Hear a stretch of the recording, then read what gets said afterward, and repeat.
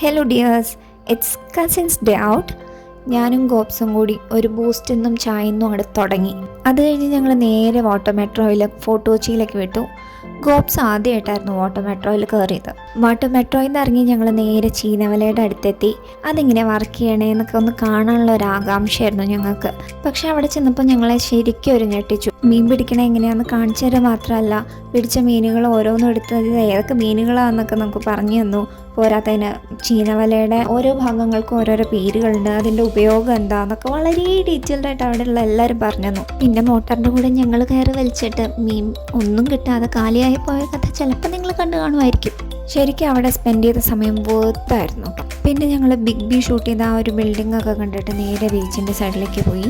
അത് കഴിഞ്ഞ് ഉപ്പും മുളകൊക്കെ ഇട്ട മാങ്ങയൊക്കെ കഴിച്ചുകൊണ്ട് ബീച്ചിൻ്റെ സൈഡിൽ പോയി കുറച്ച് നേരം കാറ്റൊക്കെ കൊണ്ടിരുന്ന് വർത്താനൊക്കെ പറഞ്ഞിരുന്നു.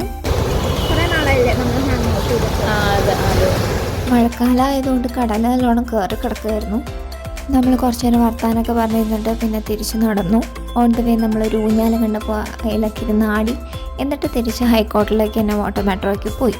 സെൻറ്റ് ആൽബർട്ട്സ് കോളേജിൻ്റെ അടുത്തുള്ള ശരവണ ഭവൻ എന്നായിരുന്നു ഞങ്ങളുടെ ലഞ്ച്.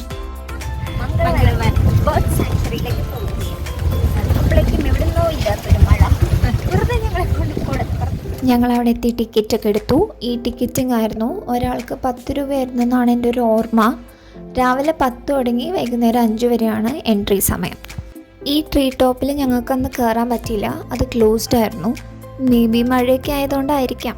കേരളത്തിലെ പക്ഷി സങ്കേതങ്ങളിൽ നഗരപ്രദേശത്ത് സ്ഥിതി ചെയ്യുന്ന ബേർഡ് സാങ്ച്വറിയാണ് മംഗളവനം. കൊച്ചി നഗരത്തിൻ്റെ ഹൃദയഭാഗത്ത് ഏതാണ്ട് 2.74 ഹെക്ടേഴ്സിലാണ് ഇത് സ്ഥിതി ചെയ്യണത്.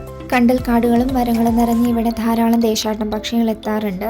പക്ഷേ ചെളിയിലൂടെയും ചതുപ്പിലൂടെയും നടന്ന് ഞങ്ങൾ നോക്കിയിട്ട് ആകെ കൂടി അവിടെ വവ്വാലുകളെ മാത്രമേ കണ്ടുള്ളൂ.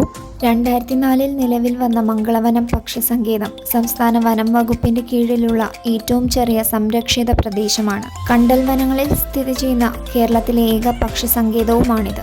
മംഗൾ എന്ന വാക്കിന് പോർച്ചുഗീസ് ഭാഷയിൽ കണ്ടൽ എന്നാണ് അർത്ഥം. ഈ ബേർഡ് സാങ്ച്വറിയുടെ അകത്ത് തന്നെ ഒരു പഠന കേന്ദ്രം ഉണ്ടായിരുന്നു. ലൈക്ക് പക്ഷികളെക്കുറിച്ച് എനിക്ക് തോന്നുന്നു അവിടെ തന്നെ ഇതുവരെ കണ്ടെത്തിയിട്ടുള്ള പക്ഷികളുടെ ഡീറ്റെയിൽസ് ഒക്കെ ആയിട്ടാണ് എനിക്ക് തോന്നിയത്. അപ്പോൾ അതും നമ്മൾ ക്യുക്കായിട്ട് കണ്ടിട്ട് അവിടെ നിന്ന് നമ്മൾ ഇറങ്ങി.